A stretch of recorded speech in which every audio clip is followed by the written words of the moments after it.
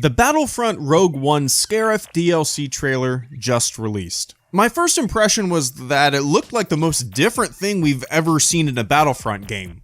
Duh, right? The thing that stood out to me the most was the big opening shield. I'm assuming that the shield will be something the rebels have to close or open or something so the Death Star doesn't fire on the planet, or maybe they have to open the shield in order to get down there and steal the plans. Who knows? It's interesting to me that the title at the beginning of the trailer says, "Inspired by Rogue One." So maybe the events that take place in the game aren't really the same that take place in the movie? Maybe they don't have anything to do with one another other than location and characters. But that's all speculation. It looks weird to me to see Star Wars stuff roaming around a tropical setting. Of course, that's just because I'm not used to it yet. It will all make more sense when I see Rogue One. But right now, watching this trailer, the lush tropical atmosphere is throwing me off. Again, that's just because I'm not used to it. It looks great though.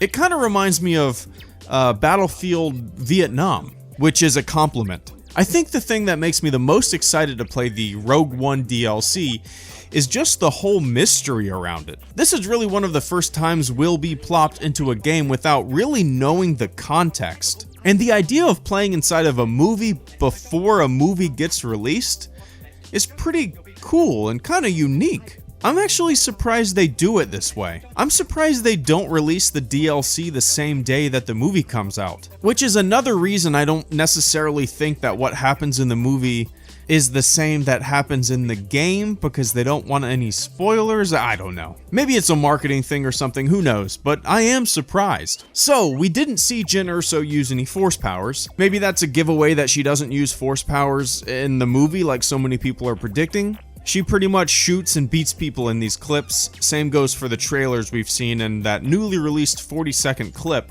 which is really cool. If you haven't seen it, well, you know what? I'm not going to say go watch it, because that new 40-second clip they just released, it gives a good chuckle, and I think you should save that chuckle for the movie theater. But if you've already seen it, wasn't that fun? The character models look great. I love the way the rebels look, rugged and dirty. The Imperial characters look fantastic too. For some reason, seeing these new Imperial troops is more weird to me than seeing the new Force Awakens troops before we saw them in the movie. They look different in a good way, in a very familiar way, if that makes sense. I think they did a great job bridging the old with the new and spicing things up again.